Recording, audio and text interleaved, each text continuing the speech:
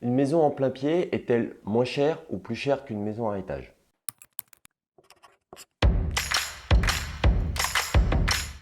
Bonjour à tous, ravi de vous retrouver. Aujourd'hui, je voudrais aborder une question qu'on me pose assez régulièrement, donc à savoir s'il est plus avantageux d'un point de vue du budget de faire un étage ou pas. Donc ce qu'il faut bien comprendre, c'est que pour avoir des vraies données, un ordre d'idée très proche de la réalité, il faudrait comparer deux projets à surface habitable égale, avec les mêmes matériaux, les mêmes équipements, et aussi un sol similaire.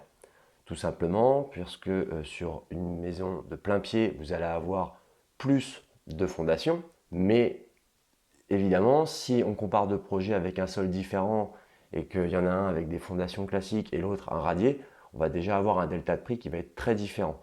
Et ce n'est pas forcément la maison qui sera en cause.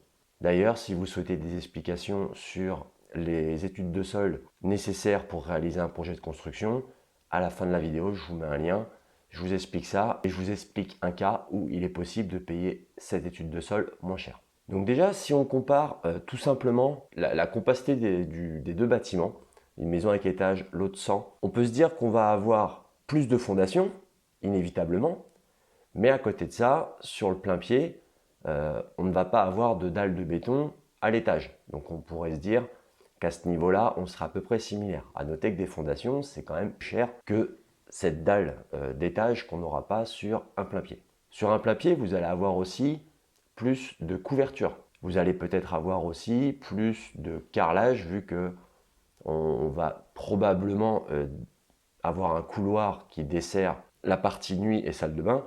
Et donc souvent, on va prendre le même revêtement de sol de la pièce principale, chose qu'on ne fait pas forcément, ou du moins très rarement dans une maison à étage.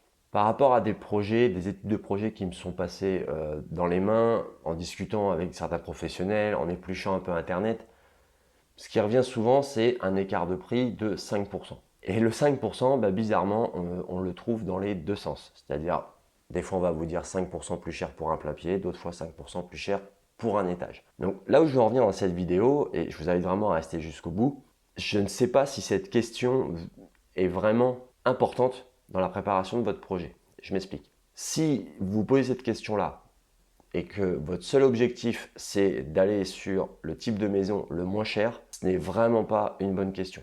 Pour une raison simple. À moyen terme ou à long terme, le budget il sera plus là. Le chantier sera fini, on habitera dans la maison, on s'en occupe plus. Il y a des différences entre ces deux types de projets déjà dans le choix du terrain. Donc ça, il faut l'avoir à l'esprit. Il y a des terrains, aujourd'hui, c'est quasiment impossible de construire un plein pied, ou du moins une toute petite maison. Et quand c'est possible, on a un positionnement du bâtiment, une exposition quasi imposée. Donc il faut être très vigilant par rapport à ça. Mais surtout, on a deux types de projets différents dans les usages, dans la vie au quotidien et quand on se projette à long terme.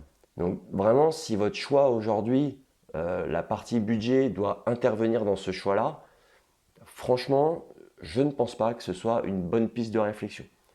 Il faut vraiment, je vous rappelle, à l'aide des PDF que vous pouvez trouver sur le site, il y a certaines questions à se poser pour vraiment délimiter certaines priorités dans votre vie au quotidien, tout simplement, dans l'avenir, de façon à ce que la maison vous corresponde et corresponde tout simplement à vos projets de vie futurs. Après, il y a une petite chose que je vais ajouter, si vous pensez à la revente, je ne pense pas que l'une se vende mieux que l'autre. Après, ça dépend aussi de votre secteur. Donc là, c'est très compliqué pour moi d'être affirmatif. Néanmoins, une maison de plein pied peut intéresser tout le monde, toutes les tranches d'âge. Une maison à étage, on va quand même rester sur jeunes couples ou du moins des gens qui vont avoir moins de 40 ans généralement. Puisque arrivé à là, moi, je viens de prendre 40 ans. Je me dis, si un jour je change, bah, peut-être que là, je pense à du plein pied. Chose que je ne pensais pas du tout auparavant. Donc, si vous avez des questions plus précises sur ce sujet-là, n'hésitez surtout pas à me les poser en commentaire.